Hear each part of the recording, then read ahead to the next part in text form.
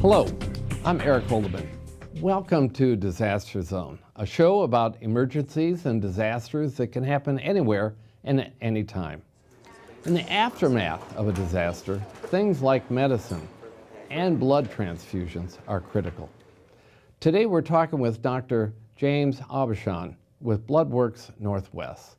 And thank you, Dr. Aubuchon, for being on the show. And I heard you speak at another event. And I've been in this region actually 30 years now. Most of that's spent on emergency management, and I found out I knew very little about the blood supply, and I should have known a lot more. And I think people find this a very interesting show. So thank you for being on the show. You're welcome. So what's the importance of blood to people in emergencies, disasters, or just the average surgery? Well, blood is central to modern medicine, whether it's treatment of a trauma victim or response to any kind of emergency, or just day-to-day medicine, planned surgeries, for example. Any patient going into the hospital for intensive chemotherapy or about to undergo a bone marrow transplant knows that transfusion is in their future. And the hospital also knows that transfusion is in their future. That can be planned out. However, we never know when a disaster is going to take place, and hospitals need to be prepared for those as well. So the blood supply has to be adequate for the expected or anticipated usage, but also has to be adequate for the unexpected usage. And that's really where the challenge comes, trying to keep that in front of the public's mind so that qualified individuals are always donating on a regular basis. We need to have a blood supply that is adequate for these expected uses and the unexpected uses, because when it's needed instantly. I've read up on the unfortunate nightclub shooting in Florida from a few years back. I saw some number about the number of blood units that were used at this one particular hospital, and it was very high. It was in the hundreds, I think. Unfortunately, with the kind of mass shooting events that we're seeing all too frequently in our country, there can be a huge need for blood. And that blood needs to be ready to be transfused really on an instant's notice. Any local blood supplier, any local blood center will have some inventory in stock and ready to go to back up what the hospital already has in their own refrigerators ready to go.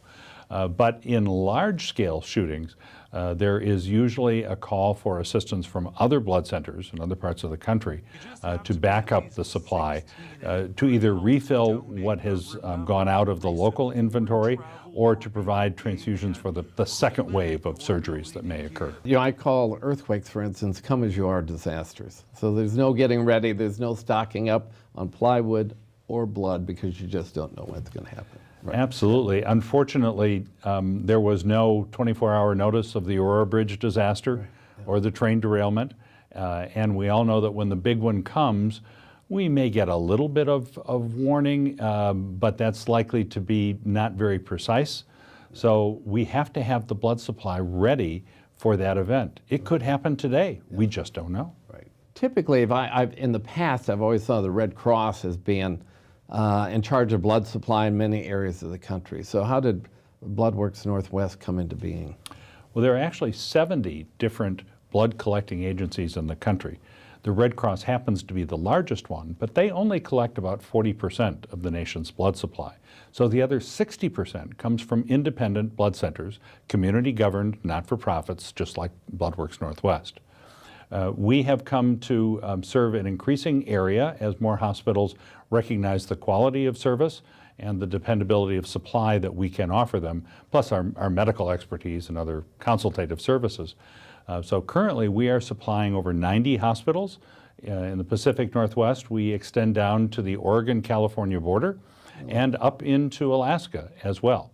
Our collections occur in Oregon and Washington to supply all those hospitals. Okay, that's a pretty big geographical area to It cover. is, yeah. And we supply donations from about 225,000 individuals every year. And from those donations, we get over 600,000 individual blood components for transfusion. So it takes a large number of people every day to keep that inventory up, and a large territory to keep our eyes on for disasters and to be ready to respond. Right. Besides blood collection, we think about that, you have other services. So what are they? We have a number of services that involve the direct laying out of hands, direct patient care. One of the oldest services that we offer in that regard is care of all the hemophiliacs in the state of Washington and other individuals with bleeding disorders. These patients come in and see us on a periodic basis, and we provide assistance to them, consultation to their primary care physician to make sure that they are getting the very best care and provide them the products they need to lead a healthy and happy life. We are also involved in preparing blood directly for transfusion. Now, most blood centers will collect blood, they test it, they label it, and then it goes to the hospital and they have no further engagement with it. For almost all the hospitals in King County, we also supply what's called the Transfusion Service. That is, those are the technologists who actually receive the sample from the patient, do the ABO and RH typing on the patient, and do a cross-match with a particular unit of blood. So they take a unit, think of it as a generic unit, and actually turn it into a patient-specific unit for that transfusion. So that's an important part of our service because it also goes along with us providing the medical consultation that is needed oftentimes, by surgeons or anesthesiologists or others who are running into bleeding problems at the bedside. And we are the transfusion medicine specialists. We can provide that kind of backup assistance. I hear about people having their blood taken and stored before surgery, that type of thing. Are you involved with that at all? We certainly can do that. It's called preoperative autologous donation. It was very popular a couple decades ago, but it has fallen out of favor primarily. In some cases, it still is appropriate.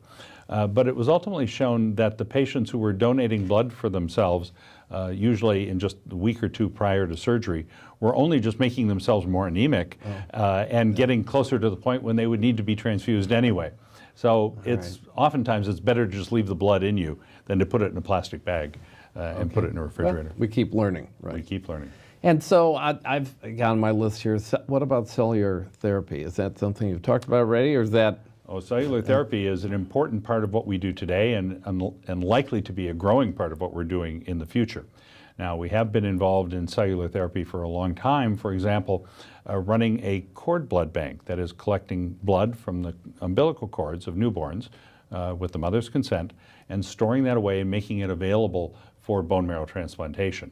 So we have about 12,000 units that are frozen away. These are all typed. The typing is available in a national registry, and when anyone has a particular type that we have the unit for, it goes out and is used for transplant. But from that work, we have also been involved in collecting cells from adults or patients who have, for example, malignancies, cancers, that their cells are needed to make their own immunotherapy. Many of the cellular therapies that are being discussed today as anti-cancer treatments are based on using the patient's own white cells. These white cells are then taken and treated in some way to have them direct their activity, anti-cellular activity against the cancer cells, and then given back to the patient. So we're involved in collecting those kinds of cells because we're an expert in collecting blood. I'm impressed just by this aspect that you have a research component to what you do. The Research Institute, Bloodworks Research Institute, is an important part of who we have been throughout our 75-year history. We began research very early on and have been able to help medicine improve its delivery of care over the years. For example, one of our researchers who just recently retired after 47 years in the field was the person responsible for identifying how to separate and store platelets, the little blood clotting cells that are so important. Because of her work, Dr. Don Thomas at the Hutch was then able to provide the support his patients needed after bone marrow transplant. And so he was very gracious in saying that if it hadn't been for the work of Dr. Cheryl Slichter, one of our researchers, he would not have been successful in creating a functional bone marrow transplant program. Okay.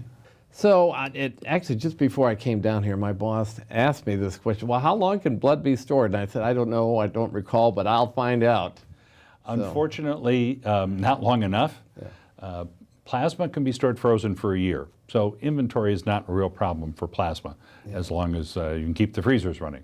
Red cells can only be stored for 42 days, and so we have to keep a constant eye on making sure that we have enough donors coming in to match the anticipated need. Platelets, the blood clotting cells, can only be stored for 5 days. So even a long weekend is a big challenge for us. And it's really platelets why we have to collect 7 days a week, because they just don't stay very long. How do you maintain that then? I mean, you really have an inventory control piece to this, and I assume you're doing it by hospital, or is it at the central storage where you have it and then it's the demand aspect? There are a couple different pieces to making sure that the available blood matches the anticipated usage of blood. We have, of course, 75 years of experience of anticipating blood usage, and we know what days of the week are more likely to have active surgical schedules and more blood or more platelets will be needed. We can also see short-term trends as the number of bone marrow transplant patients in the hospital goes up or goes down at any particular time of the year. We also keep very close tabs on our donors. And those donors who have already donated with us, we will reach out to them, particularly when we have a shortage in a particular blood type, and ask them to come back and donate again. I know 911 centers, sometimes their busiest time around here in the Pacific Northwest is weekends in the summer, because people are out recreating and they get injured, unfortunately. Would that match up with your experience at all? It does, and that's why most of the larger hospitals are getting 7-day-a-week deliveries, because they will go through the blood. Most hospitals will only keep about 2 days worth of blood on their shelves. They only have space for so much. We try to have at least 3 days, optimally 5 days, but at least 3 days of inventory, so that we have that buffer. And that's in addition to what the hospital has. That's correct. The 3 day provides us some buffer, so if there's a large usage, we can move it out to the hospital that's transfusing. But also, that buffer allows us to rotate blood amongst hospitals. Some of the smaller hospitals, of course, need blood on their shelves, but they don't have a large usage. They will sometimes keep the units for several weeks and then rotate it back to us, and we can move it to a larger hospital where we know it's going to be used in the near future. We're actually halfway through the show, and we've got a bunch more questions that I want to ask you. So you don't go away. And for you folks at home, we have a short message for you here, and we're going to be right back with more critical information you need to know about the blood supply here in the Pacific Northwest. So we'll be right back, and please join us then. In the event of a catastrophe, you need to know what to do to make it through. By preparing now, you and your family will have a better chance of surviving when a catastrophe happens. Here are 3 tips to get you started. Have an emergency plan with meeting places and an out-of-area contact. Prepare a supply kit for your family and pets that includes what you need to survive for 7 to 10 days. And be prepared to help each other. Start now and take the first step to protect the ones you love. For more information, visit makeitthrough.org or find us on Facebook. Hi, I'm Eric Holdeman, and welcome back. If you're just joining us, today we're talking with Dr. James Abishan with Bloodworks Northwest. How much blood do we have in us right now? For I guess the average person, should there? The average person has 10 units or 10 pints worth of blood. Okay. And if a person were to lose more than 2 or 3 of those, they would likely need some type of transfusion support. Well, let's talk about where this blood comes from that is stored, tested, collected, and used in various ways that you've talked about some. So where's the blood coming from? Blood comes from healthy, normal humans. There are no substitutes, no laboratory-based substitutes available, at least not in the foreseeable future. These individuals are all volunteers. They're not compensated for their donation, so they're motivated only by altruism, wanting to help their fellow citizens get through a difficult time. So how many people is that here for the Pacific Northwest? 400,000 individuals in our donor base who have donated within the last couple of years. We need to see about 225,000 of them every year. And ultimately that breaks down to about 800 units a day that we need to collect. So 800 times a day in the Pacific Northwest that we serve, someone is rolling up their sleeve and offering the gift of life to a patient. And that's wonderful. We really appreciate that. Okay. I'll see advertisements for a Bloodmobile being done? Is the mobile aspect your number one source for collecting blood, or do you have people come directly into your offices? Or? It's interesting. It varies by different regions of the country. Traditionally, about half of our donations have come through one of our 12 sites, our 12 fixed locations that extend from Eugene up to Bellingham. And the other half have come from mobile blood drives, either the proverbial Bloodmobile bus parked outside a facility or within a conference room or some other area within a church or a school or a place of business. Right. More and more, however, we're seeing that our donors would rather us come to them. And times change, and we understand that. So we are seeking to expand our bus fleet and our truck fleet so that we are better able to go to where the donors want to meet us. How long does it take to, do they collect 1 unit of blood, 1 pint? Or? Most donations are of a single unit, a single pint of blood, and that takes about an hour from beginning to end. Now the actual donation only takes 5 or 6 minutes, but between answering the donor health history questionnaire at the beginning, making sure that your hemoglobin is adequate so that the donation will not harm you, and then allowing some time in the canteen afterwards just to make sure that you're fully recovered and ready to go back to work or off to play or whatever you're going to do. So about an hour. Somehow I'm thinking about orange juice. Is that part of the canteen? Orange juice, tomato juice, we have a number of different options. Okay, and cookies, of course. Cookies are important. What is it about the juices? It's the liquid resupply or the... Certainly the fluid that's taken in helps replenish the blood volume that has been lost. But actually the primary reason for asking a donor to stay for 10 or 15 minutes is that if the donor is going to feel faint, it usually happens within that time period. So it's better that they're sitting down and they're being observed and with someone who knows how to handle the situation. Okay. And that doesn't happen very often. But again, we want to take good care of our donors. What are the obstacles that people, excuses, I'll use that word, for not donating? Well, one of the obstacles is not feeling that they've been asked. So we try to make sure that our message reaches as many people as possible so they understand the importance of blood donation and understand the importance of being a regular blood donor so that we have that inventory available to deal with emergencies and that they understand how to go about doing it. Beyond that, I would say the biggest fear has to do with, predictably, the needle. However, the good news is that the needles we use are very special. The needles in blood bags are very special. First of all, each one of those needles is inspected through a microscope when it's produced at the manufacturer. And each one of those needles is then coated with a special silicone coating so that it slides through the skin very easily. So you can be assured when you come in to donate that there are no burrs on the needle. It will be sharp. Of course, it's only used once. And it's coated in such a way that the phlebotomy really doesn't hurt. And I can say that from experience. Yes. We have some excellent phlebotomists who know how to find the veins and get the needle in. That's the person sticking the needle. That's right. So they're actually less painful than when you go to your doctor's office and have blood drawn for a lab test. People may be saying, okay, well, I've never given, I wonder where would I go? How would people find out where their opportunity, depending where they live?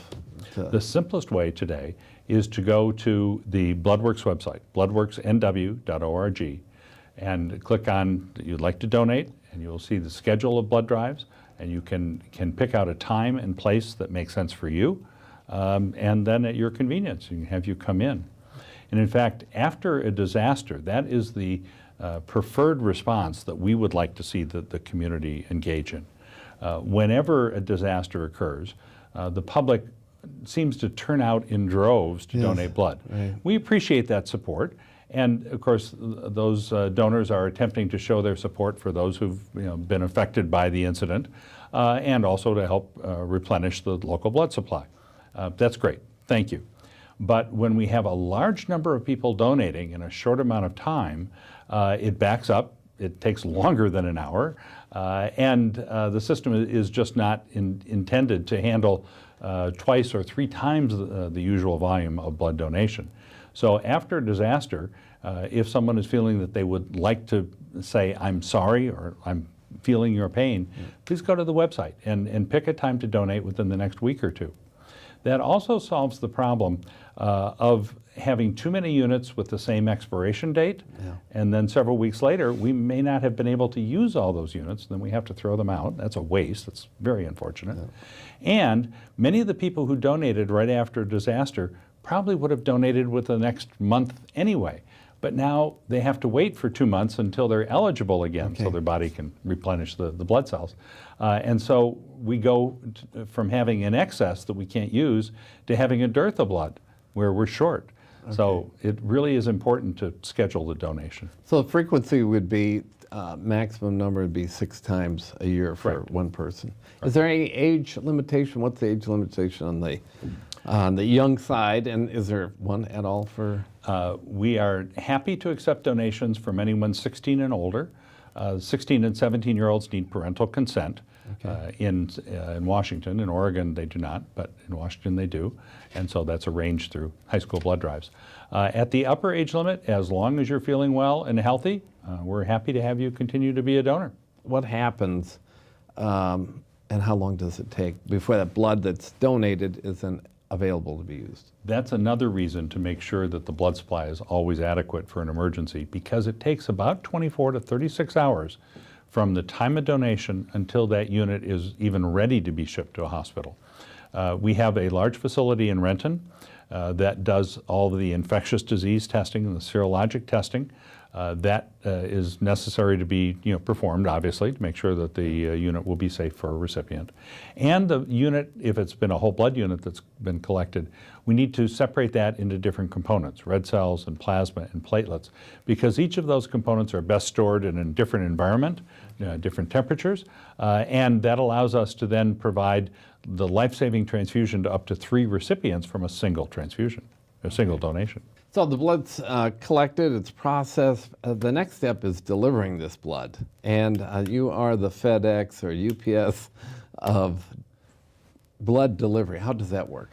We have both volunteer and staff drivers who drive several million miles a year, primarily up and down I-5, but on other roads as well, delivering blood to hospitals and, of course, then collecting blood that has been donated at various blood drives along the way. These are very important individuals. They are carrying boxes that have temperature control devices on the inside to make sure that the units stay at the right temperature.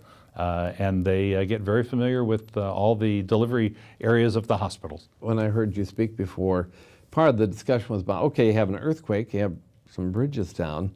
No one's getting anywhere very fast. So, what plans do you have for that type of transportation disruption? In all likelihood, the greatest disruptive force that we will have to deal with after a major earthquake will be transportation. We will not be able to use all the roadways, and of course we all know what happens when even one bridge in Seattle becomes inoperative, let alone multiple bridges.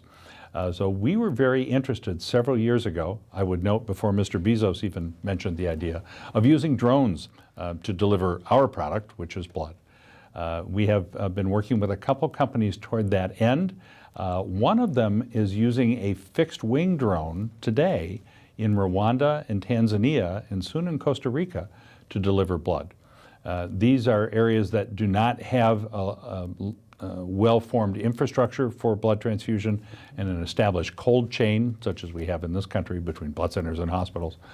So in that situation, these drones are being used to deliver blood from a central repository out into rural, remote areas. This company is interested in providing a service like this in the United States. The difference, of course, is that we do have a lot more aircraft here, and these our drones are autonomous, and they're now being retrofitted so that they have radar and can detect other airplanes in the air and avoid collision them. avoidance systems. Right? Very important. Yeah. But we are hopeful within the next few years that we'll be able to start using this technique, possibly not first for delivery of blood, but for delivery, for example, to the homes of patients with hemophilia so that they have the product that they need delivered to their front yard whenever they need their stocks replenished. And develop some experience in using the drones so that when we do need to use them for a major event like an earthquake, we'll be ready to do that. Well, listen, this has been great. I think the people watching at home have learned a lot about the blood supply and how critical it is and some of the challenges you have when disaster strikes and continue to do it. I appreciate your working through those things to make sure that you have the ability to provide that life-saving product. So Thank you and your entire team. How many people do you have? 950 employees. Okay, so a lot of folks doing that. A lot of folks, plus 2,000 very important volunteers. Yes, yes. Okay, so as a memento, you get to keep your disaster zone mug. And, Thank you. Hopefully, we are disaster free, and it's just a memento and not something but again, thank you for being on the show. You're very welcome. Thank you. And for you folks at home, this brings us to the close of our program today with Northwest Bloodworks. I want to thank you for tuning in and learn more about what you and others can do to become better prepared for disasters. As we found out today, donating blood is a pretty simple thing to do. Almost anybody can do it, and I encourage you to follow that website provided earlier in the program. And remember, if you're going to do something to get better prepared, today is a good day to start. Thank you, and tune in again for another Disaster Zone program in the future. Bye-bye.